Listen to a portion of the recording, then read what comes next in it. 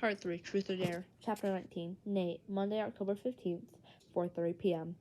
Mother's upstairs trying to have a conversation with my father. Good luck with that. I'm on our couch with my burner phone in hand, wondering what I can say to Bronwyn to keep her from hating me. Not sure. Sorry a lot about my mom being dead is gonna cut it. It's not like I wanted her to be dead, but I thought she probably was or would be soon. It was easier than saying or thinking the truth. She's a coke addict who ran off to some commune in Oregon and hasn't talked to me since. Some people started asking where my mom was. I lied. By the time it hit me how fucked up of a response that was, it was too late to take it back. Nobody's ever really cared anyways. Most of the people I know don't pay attention to what I say or do, as long as I keep the drugs coming. Except Officer Lopez, and now Bronwyn. I thought about telling her a few times late at night while we were talking, but I could never figure out how to start the conversation. I still can't. I put my phone away. The stairs creak as my mother comes down, brushing her hands on the front of her pants. Your father's not in any shape to talk right now. Shocking, I muttered. She looks both older and younger than she used to. Her hair's a lot grayer and shorter, and her face isn't so ragged and drawn. She's heavier, which I guess is good, means she's eating anyways. She crosses over to Stan's terrarium and gives me a small, nervous smile. Nice to see Stan still around. Not much has changed since we last saw you, I say, putting my feet on the coffee table in front of me. Same bored lizard, same drunk dad, same falling apart house. Except now I'm being investigated for murder. Maybe you heard about that. Nathaniel. Mother sits in the armchair and clasps her hands in front of her. Her nails are bitten off as ever. I don't even know where to start. I've been sober for almost 3 months, and I've wanted to contact you every single second, but I was so afraid I wasn't strong enough yet, and I'd let you down again. And then I saw the news. I've been coming by the last few days, but you're never home. I just heard the cracked walls and sagging ceiling. Would you be? Her face crumples. I'm sorry, Nathaniel. I hoped your father would step up. You hoped. Solid parenting plan. At least he's here. It's a low blow and not a ringing endorsement since the guy barely moved, but I feel entitled to it. My mother nods her head jerkily while cracking her knuckles. God, I forgot she did that. It's fucking annoying. I know I have no right to criticize. I don't expect you to forgive me or believe you'll get anything better than what you're used to from me, but I'm finally on meds that work and don't make me sick with anxiety. It's the only reason I could finish rehab this time. I have a whole team of doctors in Oregon who's been helping me stay sober. Must be nice to have a team. It's more than I deserve, I know. Her downcast eyes and humble tone are pissing me off, but I'm pretty sure anything she did right now would piss me off right now. I get to my feet.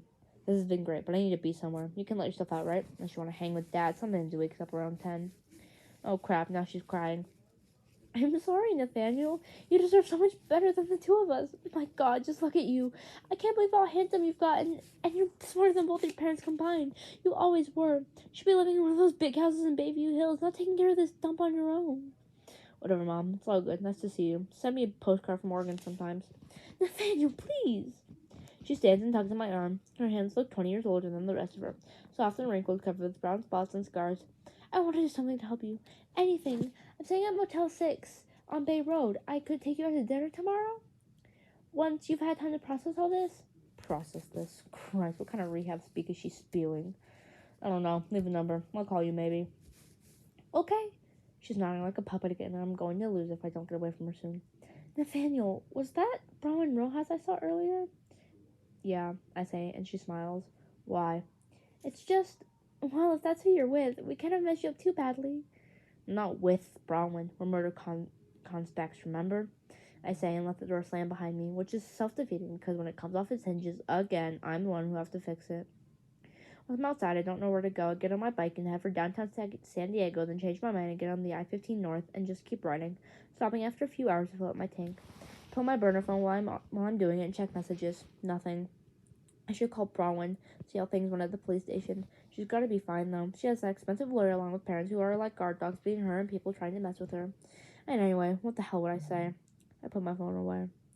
I ride for almost 3 hours until I hit wide desert roads dotted with scrubby bushes. Even though it's getting late, it's hotter near the Mohave Desert, and I still have to take off my jacket as I cruise through Joshua Tree.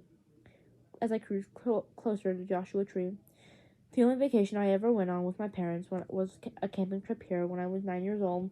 I spent the whole time waiting for something bad to happen, for an engine car to break down, for my mother to start screaming or crying, for my dad to go still and silent like he always said when we got to be too much for him to take. It was normal, though. They were still tense with each other as ever, but they kept their arguing to a minimum. My mother was on good behavior, maybe because she had a thing for those short, twisted trees that were everywhere. The first 7 years of Joshua Tree's life, it's just a vertical stem, no branches. she told me while we were hiking. It takes years before it blooms, and every branching stem stops growing after blossoms. So you've got this complex system of dead areas and new growth.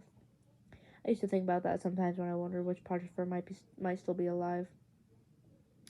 It's past midnight by the time I get to the Bayview. I thought about getting on the I-15 and riding through the night as far as I could until I dropped dead from exhaustion. My parents have whatever fucked up reunion they're about to get into on their own. Let the Bayview police come find me if they ever want to talk to me again. That's what my mother would do. So in the end, I came back. I checked my phones and followed up on the only text I had, a party at Ted Posner's house. When I get there, Posner's nowhere to be found.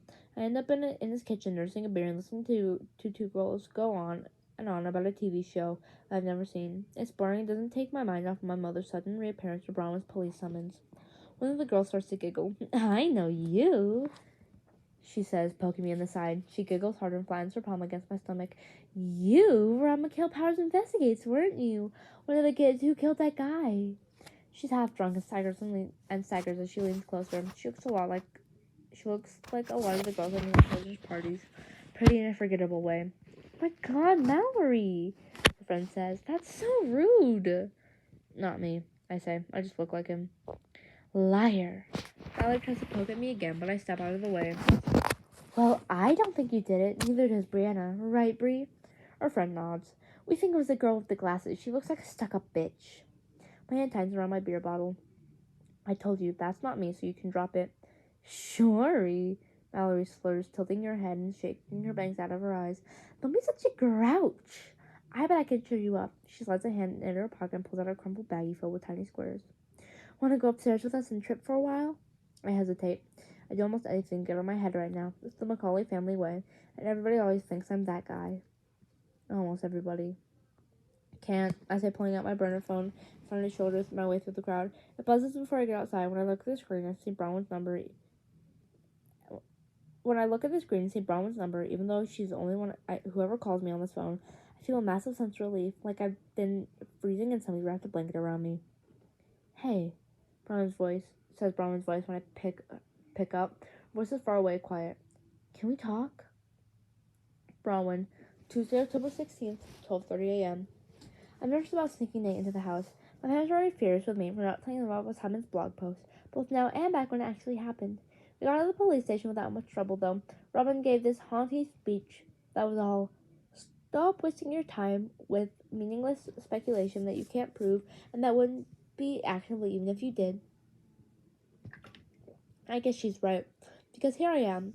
Although I'm grounded until my mother says I stop undetermining my future by not being transparent. Kind of hacked into Simon's old blog while you were at it, I muttered to Maeve before she went to bed. She looked generally tyrannized. He took it down so long ago. I didn't even think it existed anymore. And I never knew you wrote that comment. It wasn't posted. She shook her head at me, sort of exasperated fondness. You were like more upset about that than I was, Bronwyn. Maybe she's right.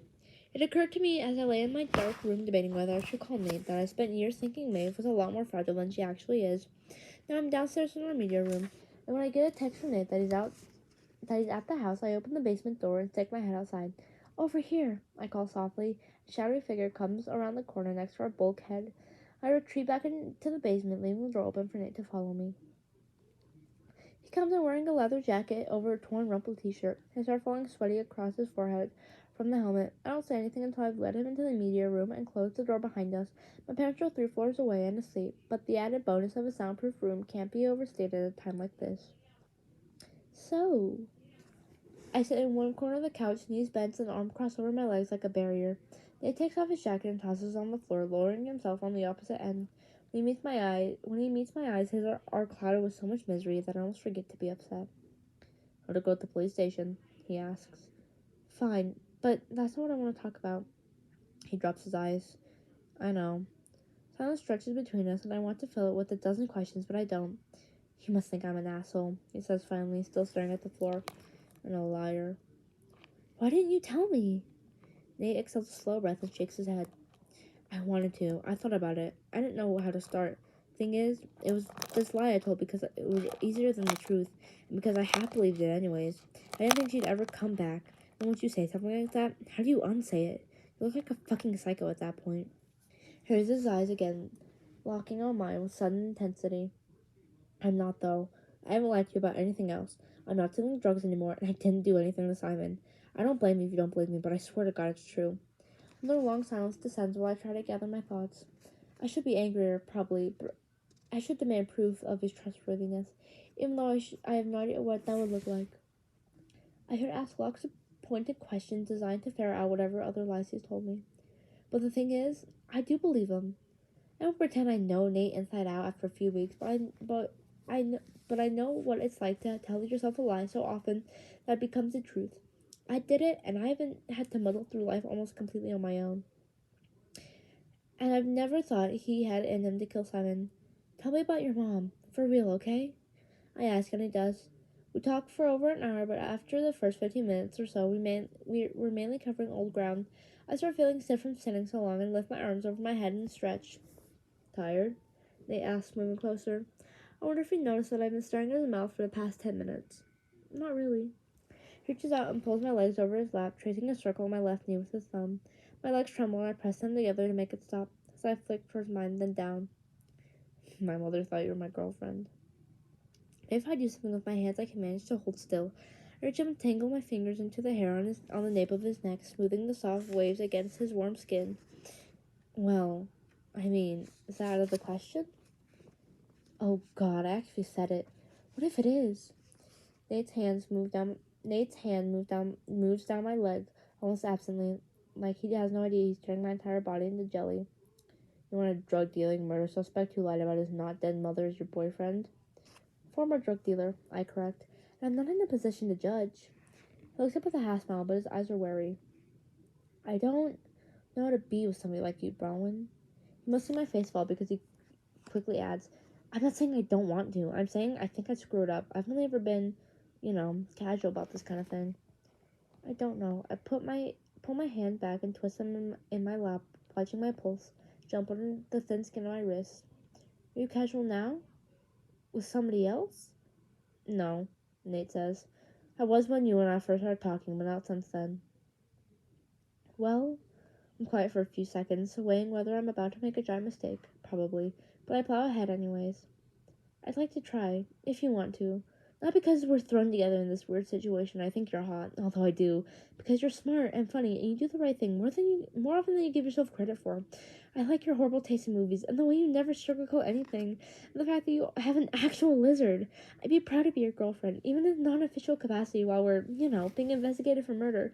Plus, I can't go more than a few minutes without wanting to kiss you, so there's that. He doesn't reply at first, and I worry I've blown it. Maybe that was too much information, but he's still running his hand down my leg and finally says, You're doing better than me. I never stop thinking about kissing you. He takes off my glasses and folds them, putting them on the side table next to the couch. His hands on my face, his hands on my face is feather light, and he leans in close and pulls my mouth towards his. I hold my breath as our lips connect. The soft pressure sends a warm ache coming through my veins. It's sweet and tender, but different from the hot, needy kiss at Marshall's Peak, but it still makes me dizzy. I'm shaking all over and press my hands against his chest to try to get that under control, feeling a hard pain of muscle through his thin shirt, not helping. My lips part in a sigh that turns into a small moan when Nate slides his tongue to meet mine.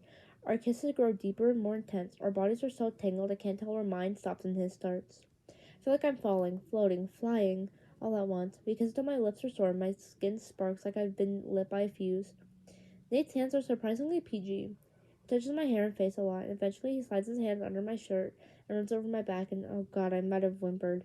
His fingers dip into the waistband of my shorts, and a shiver goes through me, but he stops there. The insecure side of me wonders if he's not attracted to me, not as attracted to me as I am him, or as he is to other girls, except I've been pressed against him for half an hour, and I know that's not it. He pulls back and looks at me, his thick, dark lashes sweeping low. God, his eyes. They're ridiculous. I keep picturing your father walking in, he murmurs. He kind of scares me. I sigh because, truth be told, that's been in the back of my mind too. Even though he's barely a 5% chance, it's still too much. Nate runs a finger over my lips. Your mouth is so red. We should take a break before I do permanent damage. Plus, I need to, calm down a little. He kisses my cheek and reaches for his jacket on the floor. My heart drops. Are you leaving? No. takes the phone out of his pocket and pulls up Netflix and hands me my glasses. We can finally finish watching Ringu. Damn it, I thought you'd forgotten about that. My disappointment's fake this time, though. Come on, this is perfect. And he stretches on the couch and I curl next to him with my head on his shoulder as he props his iPhone in the crook of his arm.